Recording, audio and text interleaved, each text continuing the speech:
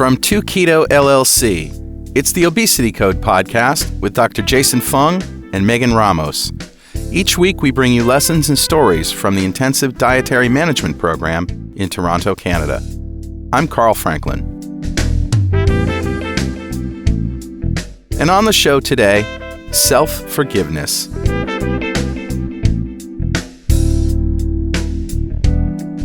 The Obesity Code podcast is brought to you by 2Keto LLC, who strives to support the low-carb community with podcasts and other publications.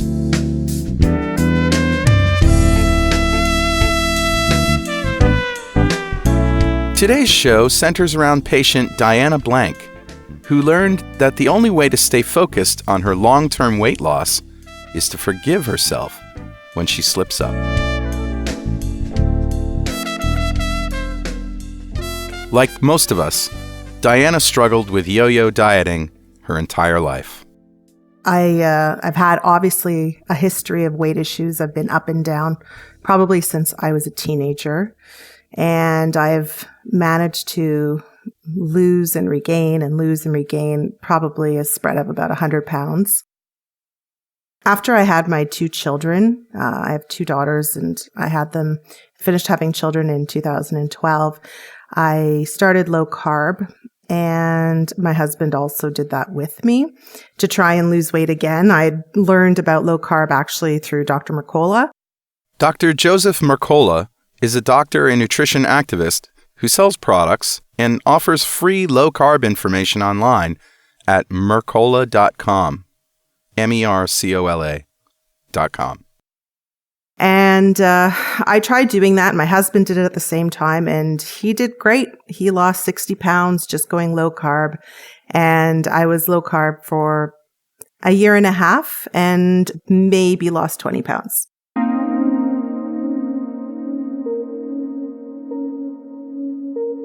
Could not lose more weight. I mean, I didn't even have an apple. So I felt like something was wrong with me, that I couldn't lose weight despite being very strict low carb keto.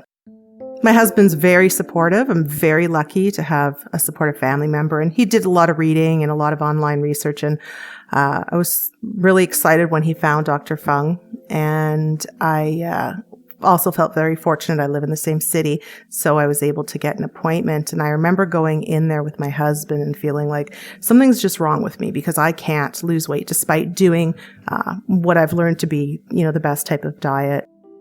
I signed up for IDM in August 2015, and that's when I first met Dr. Fung and Megan, and I realized that I needed to do more than just the low carb. I mean, they got it pretty quickly that I knew my stuff when I was talking about low carb. After joining IDM, Diana went in for blood work and got some startling news. And had blood work done and went for my initial consult. And they're like, well, you're pre-diabetic. And I'm like, but it doesn't make sense. I've been eating all these things and doing the right things. And basically what I came to learn from Megan and Dr. Fun was that I'm really insulin resistant and I can't eat all the time. Even if it's low carb, I have to add fasting in. Here's Megan Ramos, Director of the Intensive Dietary Management Program. Diana is one of our in-office patients in Toronto, Ontario, and she's been phenomenal to work with since the start. When I first met Diana, she had told me about her extensive history of yo-yo dieting for almost 30 years, ever since she was in grade school. She had previously tried low carbohydrate diet. She had done so for about a year and a half after her husband having quite a lot of success with low carbohydrate diets, but she'd only lost 20 pounds and really couldn't sort of figure it out. Was her metabolic rate broken from all of those years of yo-yo dieting? What could it be? Why was she only losing these 20 pounds in a year and a half of going low carb? So Diana and I reviewed her diet, and her diet was great. She totally understood what it meant to be low carb.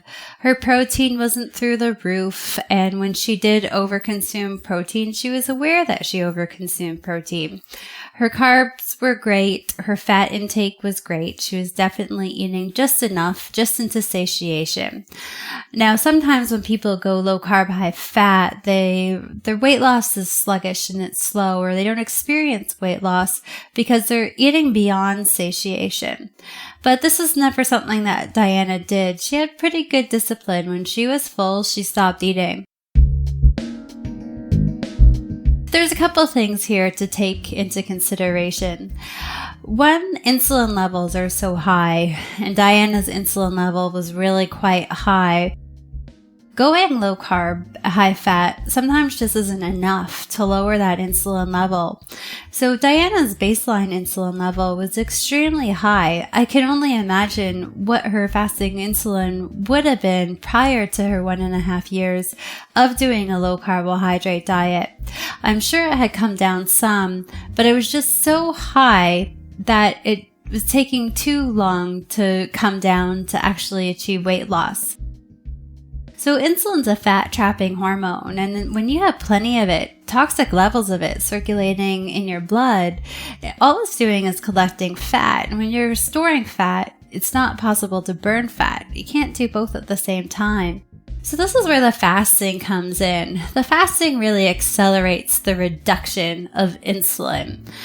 When you're fasting, you're abstaining from eating. You're abstaining from producing any excess insulin that day, and you force your body to burn body fat. As your body starts to deplete itself of body fat, the insulin really serves no purpose. The insulin's sort of like the security guard that protects that body fat. So when you lose the fat, the insulin levels just come down on their own. So, chronic high insulin was a big reason why Diana wasn't losing more weight. But there was another culprit: years of yo-yo dieting. Another issue that we were contending with Diana was her years of low-calorie dieting, like 30 years of low-calorie dieting. That's crazy. So Diana probably had a very, very sluggish metabolic rate prior to her 1.5 years of going ketogenic or low carb. So when we started working with her, I just assumed her metabolic rate was pretty bottomed out too. But fasting can actually enhance your metabolic rate. Burning fat requires a lot of energy. It makes your body work hard. And by doing so, that raises your metabolic rate. You're forcing your body to burn fat. You're forcing your body to work out. Therefore, your metabolic rate's going to get stronger.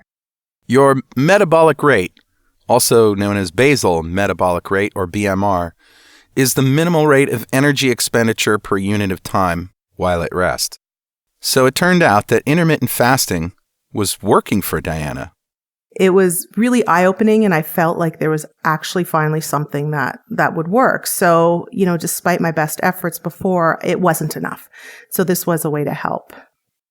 Well, so far we've identified two of the forces that were working against Diana: chronic high insulin, which kept her from accessing body fat, and a low metabolic rate, which means that when her insulin was low and she was burning fat, she was burning it more slowly.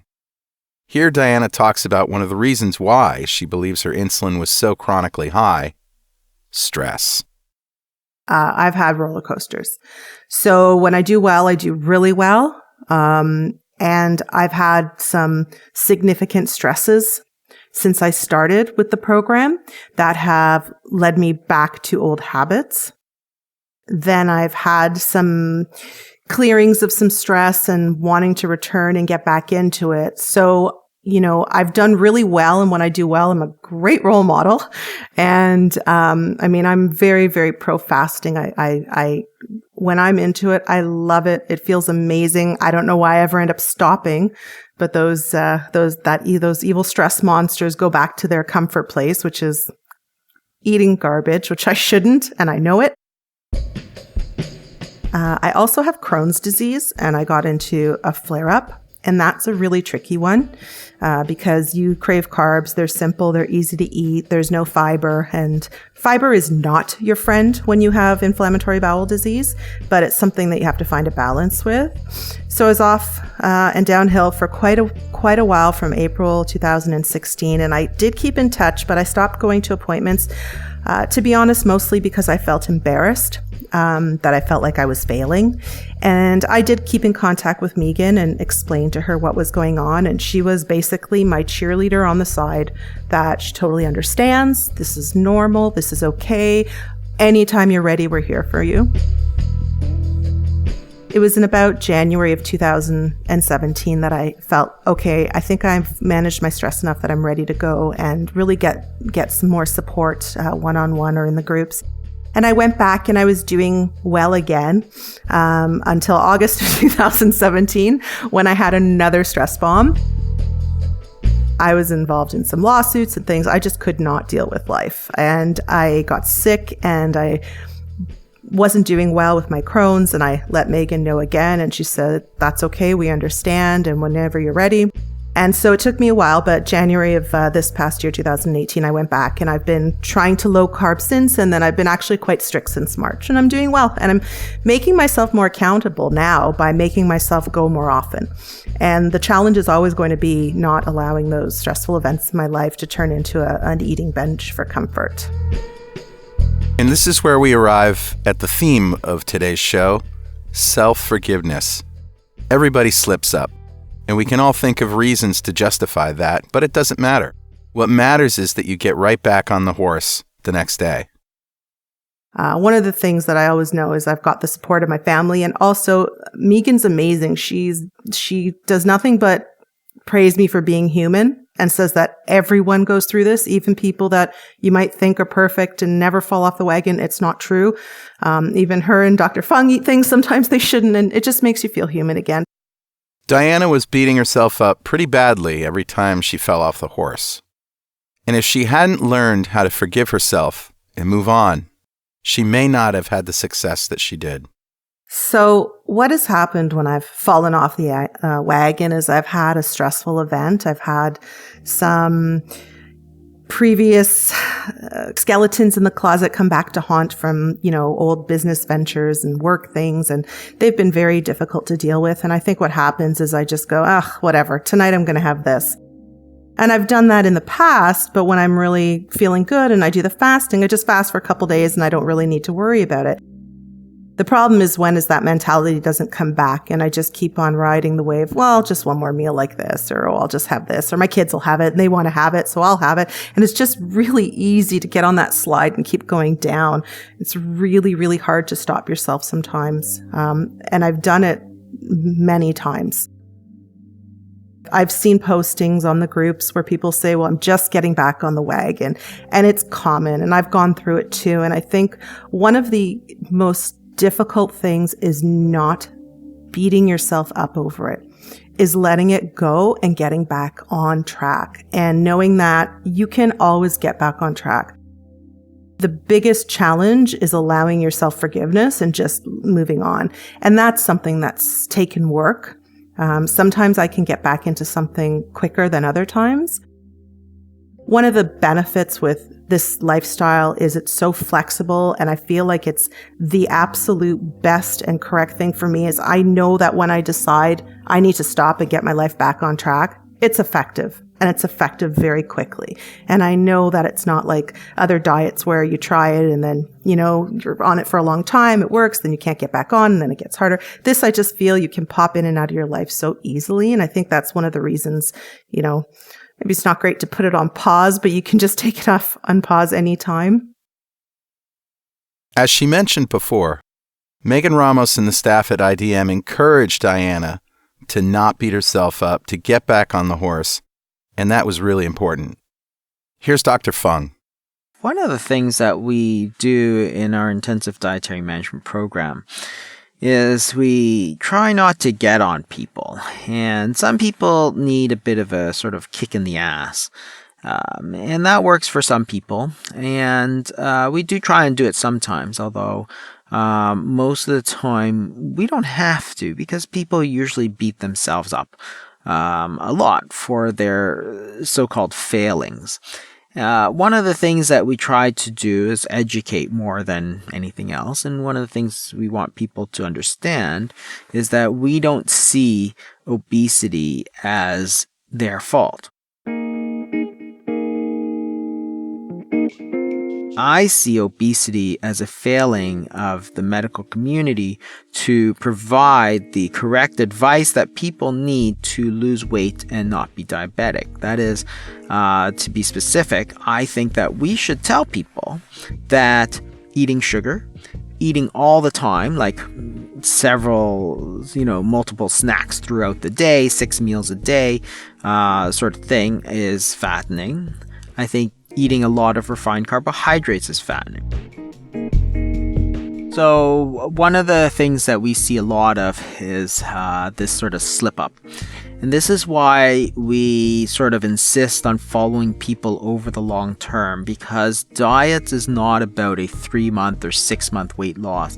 If you look at the studies of weight loss, most diets do fine for 3 months or 6 months. And then there's this sort of plateau, and then there's this weight regain. And there's lots of triggers for it. In Diana's case, she had lots of external stressors.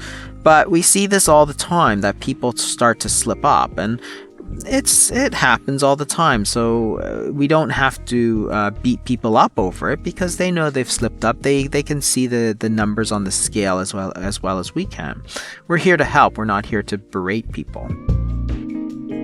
Very few people focus on the long term, but that's the only thing that really matters for health. Because if you lose weight for 6 months and then gain it all back, you're not actually better off from a health standpoint than you were in the future. Because if somebody lives 80 years, that 1 year of low weight isn't really substantial. But if you can get a little bit of weight off, but keep it off, then you're a lot healthier than you were if you simply lost a whole lot of weight for 1 year and then gained it all back. And that's one of the reasons that we like to follow people over the long term, because we see it more as a sort of way of life, way of eating. It's absolutely a work in progress to forgive yourself. I think that I had a difficult upbringing as a teenager. My parents were very focused on me not eating things I shouldn't. Actually, when I was a teenager, that's when my weight problems really started. I remember being younger than that and my parents telling me, oh, don't eat that. You can't eat that. You can't eat that. And when I look back at pictures as a child, I was never overweight. I don't have an overweight family. I don't have anyone that's diabetic in my family. My parents were always healthy, but they'd single me out maybe through old stereotypes that the girl has to be beautiful and the boy has to be really smart. And they did that to me often. And that really bothered me. And as a teenager, they would do that and it would make me feel bad. And then, so, it's almost like I'd sneak food just to spite them a lot of the times. So that became hard. And then I was on my own at an early age, 20. And, a lot of my weight gain happened in my early 20s because I didn't have anyone there telling me what to do. But I always didn't want to be like that. I never felt okay. I never felt, well, I can be happy and fat. No, I was never happy and fat. I only felt good when I actually really felt good and self-confident. So I've been dealing with these types of emotions. I'm 43 now. I've been dealing with them since I was, 10, 12, 13, since I realized, being aware of your body means something. I'm so conscious of how I feel because I don't want to do to my daughters what my parents did to me. I don't tell them that those things matter. I don't focus it. I always try and tell them that they're strong and they're smart and they're beautiful because all of that makes you feel good. I try and have them make good choices, but I don't single them out for making other ones. And I never speak poorly about myself in front of my children. I try not to speak poorly about myself, period. It's been a process. It's really hard because then when you fail again, you kind of feel like kicking yourself and you have to remember that, I actually have said to my husband, I feel like I'm a write-off. And he would bring me back up. He's like, you're not a write-off. You're nowhere close to being a write-off. I'm very lucky to have people who love me and that support because I do realize that I'm not a write-off and it's never too late to turn it around. And I have to do that. I have to do it for myself because I want to see my daughters grow and have children and hold their babies. And so I have to keep believing that there's going to be that time when eventually everything will sink in, that I don't let my emotions get the better of me. And sometimes that can take a long time. One thing that motivated Diana to go back to fasting after a slip-up was just simply how she felt fasted. She felt so good that after doing it a couple of times and getting back on the horse, she remembered how great she felt. And conversely, how she didn't feel that way when she was eating, even if she was eating a ketogenic diet. I feel fasting allows me to be really focused, and I have so much energy, and I feel healthier. And then sometimes when I start eating again, I don't feel as good, even if I'm eating things that I know are okay to eat. I find in a fasted state, I always feel physically better, and I always feel mentally better, and I'm always more positive. It just has that upswing of everything good. I do feel I have more control over what I eat after a fast. I definitely feel I get fuller quicker. I feel like I know how much good I've done, that I don't want to go and mess it all up. So I do feel that having those fasts, especially having those longer fasts, I've just done something so good for myself. I do feel like it lets me have some control after. But I think there's always a fear of losing that control again. Diana's first fast went remarkably well. So the very first time I started fasting, it was the August that I joined the program in 2015. And I had my mother-in-law visiting from Winnipeg, and she is also pre-diabetic. And again, very supportive family, is appreciative that I want to try and do something. And she said, I'll do it with you, Diana. So here's my 60-something-year-old pre-diabetic mother-in-law. And she did it with me, and we fasted together for 8 days, our first time ever. And I felt awesome. I was in the garden. I love gardening. I had all this energy, and I'm very open, and I talk about it. I was talking about it with my neighbors, and they were just floored. They couldn't believe how much I could do. And then when I said, well, my mother-in-law is doing it with me, they were even more shocked. And she felt amazing. And she said, I never, ever planned on doing that, but I did it with you. And I don't think she thought that she would feel so good or have such a good result. And it was such a positive first experience, despite being scared at the idea that you're not going to have any food. It was just wonderful. And that led me to continue quite consistently. And it also opened my eyes up to, I think, my mother-in-law, who thought maybe at her age, maybe there wasn't much that could help her. So it also changed her perspective. That was a really positive outcome. Dr. Fung and Megan don't recommend extended fasting for just everyone, and rarely start their patients with an extended fast. Not everyone can safely fast. If you have less than 7% body fat, if you are malnourished, if you're taking certain medications, if you're pregnant or breastfeeding, you are not a candidate. For most other people, it's perfectly safe to not eat for 24 hours, which is typically how Jason and Megan introduce fasting to their patients. So one of the things I've definitely learned for fasting is when I want to go a little bit longer than just a 24-hour fast is salt.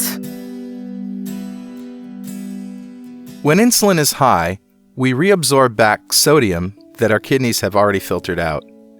When insulin is low, we dispose of excess sodium normally. That's why Jason and Megan encourage people who are fasting to take more salt. Salt is my best friend. I have a little vial of Himalayan pink salt that I keep in my purse. And I don't particularly love the taste, but I'll shake some out in my palm, toss it in my mouth, and down it with my club soda or my water. And I really, really like the salt. It's almost an instant headache cure, and it really makes me feel good. I'm also a coffee drinker, and I've never had a problem drinking coffee black. So I'll have my, 2 or 3 cups in the morning and then switch to club soda. So I keep that perspective. But salt is absolutely the most key ingredient for me to get by on a long fast. Diana was a bit of a different patient from the typical patients that Megan sees at IDM. And that's because her social life was a little bit haphazard. One of the things that worked really well for Diana was forgiving the structure that we usually recommend with people. A lot of people do very well with structure, knowing that they're always going to fast on Mondays or they're always going to fast on Wednesdays. That didn't work so well with Diana because she is a mom with young kids and she's young and her social life can be a little bit chaotic. And the biggest problem we have with patients that fit Diana's profile is just because life's so busy, they can't quite figure out how to fit fasting in to their lifestyle if they can't do it in a structured way. But Diana was really able to fit fasting into her lifestyle, even though it wasn't structured whatsoever. Some weeks, Diana would only be able to fast a couple of times for 24 hours, and sometimes she would go fasting for 3, 5, 9 days even at one point. She really stuck to her guns in the sense that if she didn't have to eat, she didn't eat because there was enough instances where she had to eat in her life. So she let her social schedule and her work schedule sort of dictate when she was going to fast. So if she had a Monday that she didn't have any work or social commitments, she fasted. She stuck to her guns. If there was no set rhythm to it, she just made sure if she didn't have to eat that day, she didn't eat. And again, some weeks she fasted very little, and some weeks she fasted throughout the entire week. So she experienced tremendous success. So, Diana, do you have any tips for those who want to try fasting? I think the key to getting through a fast sometimes, and I know I've heard other people say it, is to keep busy. And it's true. I can work and fast no problem. I can be in the garden all day on Saturday for 8 hours and not even think about it. But if I'm home and I'm not doing anything and I know dinner time's coming, that's when it becomes more of a challenge. And when I'm really, really, really determined, I can push through it.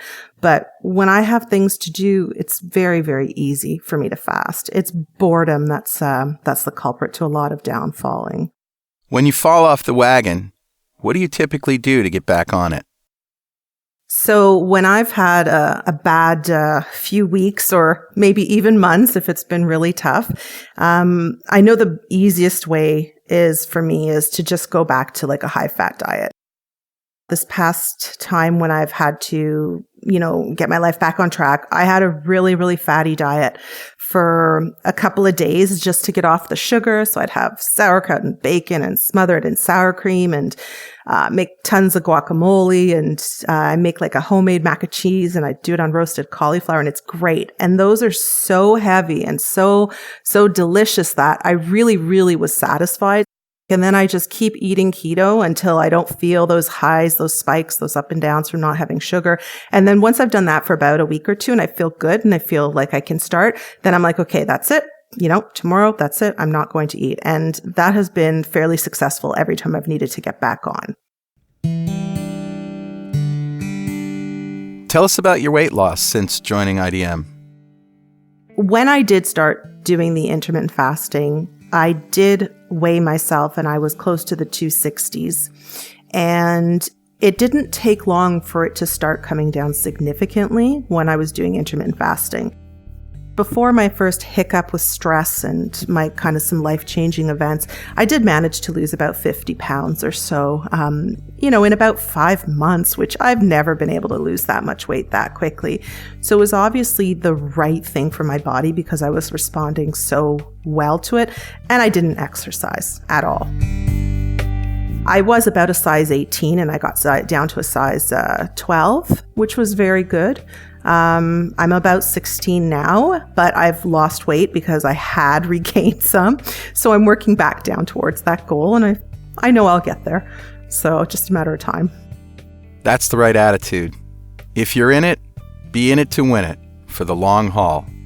As Richard Morris and I say, just keep calm and keto on. Or in Diana's case, keep calm, keto on, and fast whenever you can. every time I meet people and they start talking about nutrition and, they're trying this and that, I kind of try and not be too aggressive, but I try to open their mind up a little bit about it. And they think the idea of not eating is crazy. We're all nuts, right? And I try and explain that, we have so many meals a day, just drop one to start. I always try and say, you just make baby steps. You don't have to do it all at once. And, well, how long have you fasted for, Diana? I said, well, I've done short fasts and I've done long fasts. I said, the longest I've ever fasted for was 12 days. And it was great. I felt great. So, I'm still alive. Don't be scared. I have encouraged people to try it. And there are people who do it now. And I feel great because I feel like I don't know what I would have done if I didn't discover, or I should say my husband discovered Dr. Fung and Megan, because I thought I was doing everything right, but it wasn't effective. So I try to encourage people to keep an open mind. I have a general open mind on everything in life. Not everyone's like that, but it doesn't hurt to try. And when you spot those people, give them some good information. Did symptoms of Crohn's improve? Not eating helps with Crohn's disease because then your bowels are kind of on a rest. So my Crohn's, I'm fairly lucky. I'm mild to moderate. I was in remission for many, many years. And to be honest, what triggers my Crohn's worse is stress, and it's not the diet. So when my Crohn's is not stress, it didn't really matter if I was eating a lot of fiber or not a lot of fiber. I was okay. But not eating in general really helped my bowels when I was in a flare-up. But when you're in a flare-up, it's really hard to not eat. So it's a little bit of a, tug of war there. So it does help. It definitely helps to calm things down. Did fasting help in any other way? There's some kind of interesting, weird things I noticed from doing intermittent fasting and keto, like probably like most women out there who've had kids, I get up to pee at night, sometimes 2 or 3 times. But when I'm fasting, I don't get up to pee. I don't know why. I'm drinking, but I don't get up to pee. And it's one of the most pleasurable things to actually sleep through the night. That's something that's really, really nice. Anything you want to say about IDM? I'm really happy I found Dr. Fung and Megan. I think that it's basically the right key for the lock. It probably is for most people. I think it's amazing how much information they put out there so that anyone who has an inkling to go and look can find it.